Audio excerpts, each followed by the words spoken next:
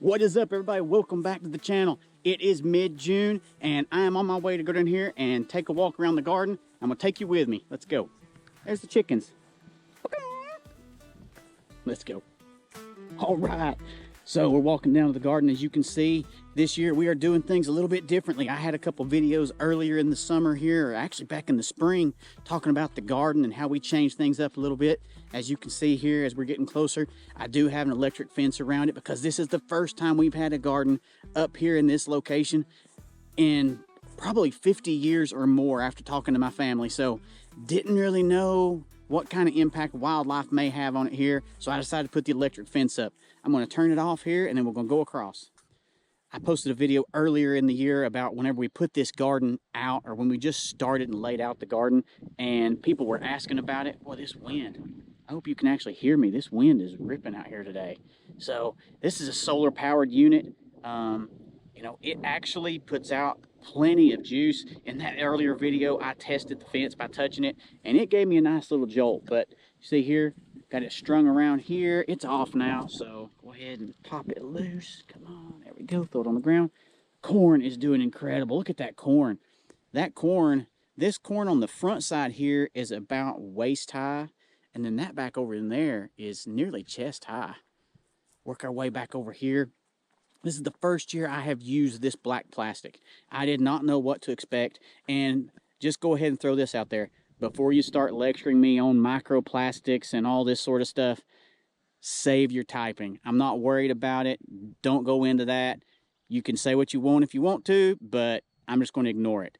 So what I did is, for years, I have fought weeds and watering. Now, that was when the garden was in another place. I didn't know what to expect here, but it is not uncommon for me to have to spend 3 hours a week or so weeding the gardens. Well, putting this plastic out this year saved me so much time having to weed. But not only that, is when I roll this plastic back, if I go down here and if I pull the pins up and I roll it back, it is still damp down here underneath. This thing is working incredibly well at retaining moisture in the garden. I have not had to water things hardly at all this year, and that's even after we went through a 3 to 4 week window of virtually no rain. I watered one time. The dew at night was enough. It made its way through this fabric and down into the soil, and it did a fantastic job of retaining that moisture. Check out the peppers here. I forget, I counted earlier. I think I have something like 38 pepper plants out, and at last count, I think there were 43 tomato plants. So we got a few more successional planting tomatoes down through here. Different varieties, mainly a Brandywine is what I've put a second planting out. But then this is my first year going with the Florida Weave. So I've always been a tomato cage person, and I'll show you like tomato cages like that right there. That has always been how we have supported our tomatoes. But this year I wanted to try something different. Going with this Florida Weave allowed me to fit more plants into a tighter space through here. So I've actually got my plants spaced about 2 feet apart. Whereas whenever I was doing the tomato cages, I used to space them probably 4 feet apart, generally was what I did, because the cages are so big and the plants sprawled. This is also the first time that I have really done any pruning of my tomatoes. When I had the tomato cages, they could easily handle large plants. Whoa! That wind blowing in from the east, that is really weird. Man, that's crazy. Anyway, I've always used the tomato cages in the past. Wanted to try something different to try to get a more tightly packed, not tightly packed, but get more plants into the same space here. Look at these. I mean, these plants are just hanging full. This is unbelievable. And this is with me only having to water this garden. I think I have watered these tomato plants twice.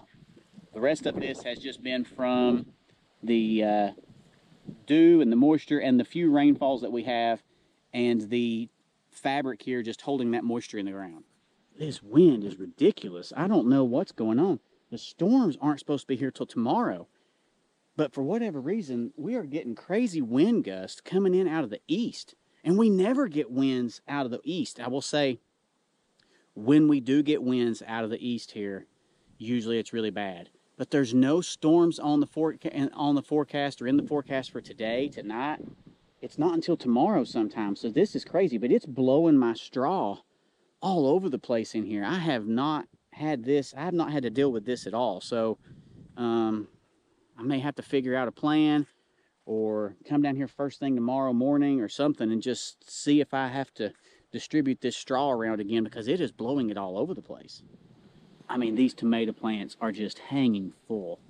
This is absolutely unbelievable. This is incredible. This really is, so far anyway, compared to past seasons, it is shaping up to be, you know, one of our best tomato harvests if all these truly do play out and come to maturity.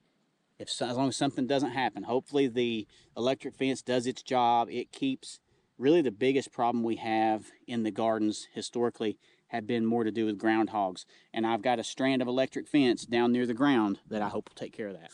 So I'll give you an example of that here in a second. But you also here, I've got one row of okra out through here. It's a 25-foot row, and I've got the okra spaced about 4 inches apart. So I've got, I actually counted them. I've actually got 74 okra plants in this row right here. Looking forward to a good yield there. I have not done any tilling or anything this year. This has been an incredible year.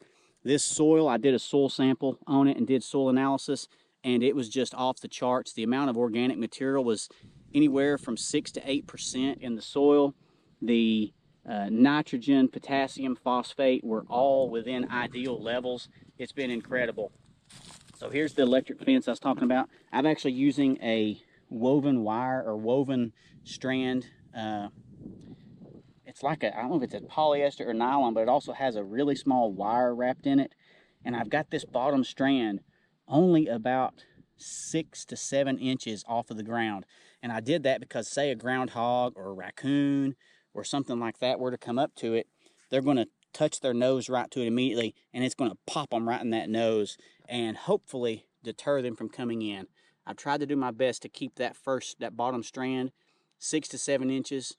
Now the corner post, like that corner up there, it's more like a foot off the ground. That could be a little bit of a challenge if the groundhog, for example, tries to work its way around the fence and find a weak spot to come in. It could come in there. But the other good thing is we do have our dog Sadie that patrols the area. Cucumbers here, so take a look. Cucumbers, they are hanging full. We've already picked probably about a half bushel basket of cucumbers so far. We've made our first batch of, what was it? Brown sugar and honey, spicy brown sugar and honey refrigerator pickles. Oh, they're incredible. They're so good. The wife made them yesterday. They have been percolating now for 28 hours, and I had some just a little bit ago. Oh, they're incredible. They taste incredible. So let's walk over here. I'm gonna go show you the potato garden. Potato garden, it started off incredibly well this year. I was so happy with it. Huge plants. We went through and we hoed it and we healed it, and everything was looking great. We went on vacation. It rained. We were on vacation for 9 days. While we were on vacation those 9 days, it rained like 7 days. Came back, and here's what we came back to. The ragweed and the weeds. This is all ragweed right here. I'm gonna have to come cut all that down. The ragweed and the weeds started taking over, but as you can see here, these potatoes are all starting to dry up and die.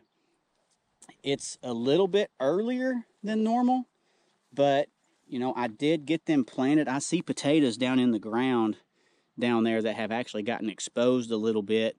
So I'm hoping that they've just reached the end of their life. I'm going to let them go ahead and turn totally brown before we come try to dig them out.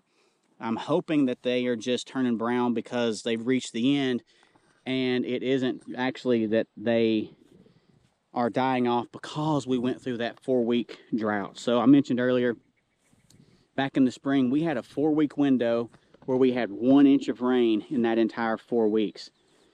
But the crazy thing was, I took pictures of this garden during that 4-week window, and it looked incredible. The potato garden looked amazing, even though we weren't getting any rain. So that's why I'm optimistic and hopeful that even though It's turning brown now. Looking at mid-June. It's actually turning brown about 2 weeks earlier than normal. But thinking back, I think I actually put these potatoes out about 2 weeks earlier than I normally do whenever we had the potato garden over on the other side of the farm when it was down at the bottom in the valley. So timing wise, it may be just about right actually. So I'm just going to say once again here as I'm wrapping this video up, you know, really impressed with how the garden has done with this black plastic on it. I did not know what to expect. My real thought was I had used cheap weed mat in the past that you buy just from a big box store, and that stuff degrades, it falls apart. I mean, in just like 4 or 5 weeks it falls apart into nothing. It's more of just like a lightweight fabric. This is more of a woven plastic, but it's also porous. It does breathe. It allows, you know, the cat just came down here beside me. It does allow your vapors to get out, and it does allow water to soak through whenever it rains.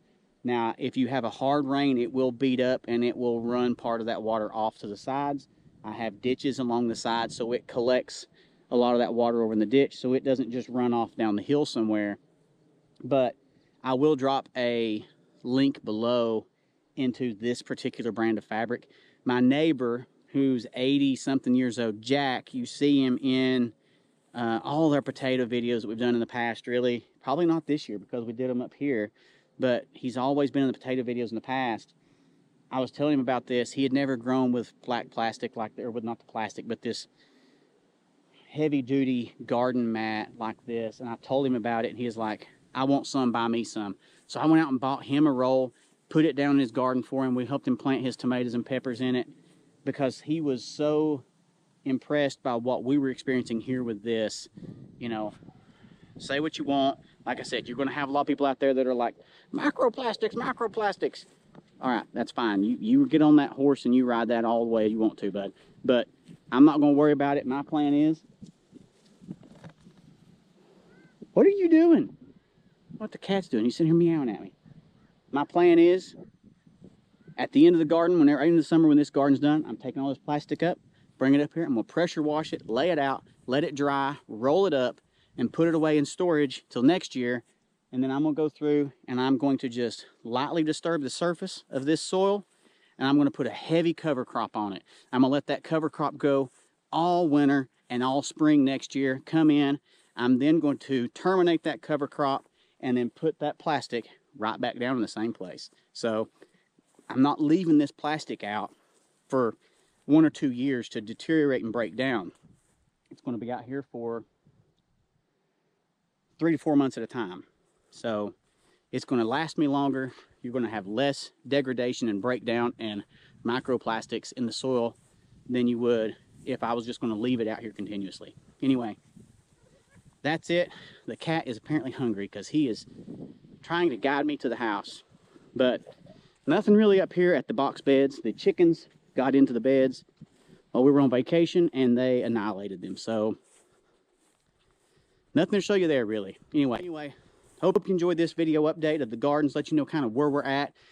The change of philosophy that we've done this year with the garden, dramatic change from what I've done in the past. Did not know what to expect, but so far I'm blown away with it. We have not had to endure heavy storms here so far this spring or summer. They have always went to the south of us or to the north of us. We will see how it handles it this year. We are here on top of the ridge, so high winds, always a concern. Don't know what it's going to do. Don't know how that Florida weed is going to handle or stand up to high winds. If something happens, goes wrong, I'll give you an update. Either way, I'll give you an update either way. Just let you know. But thank you for watching so much. Wish you a wonderful day. Happy gardening. God bless.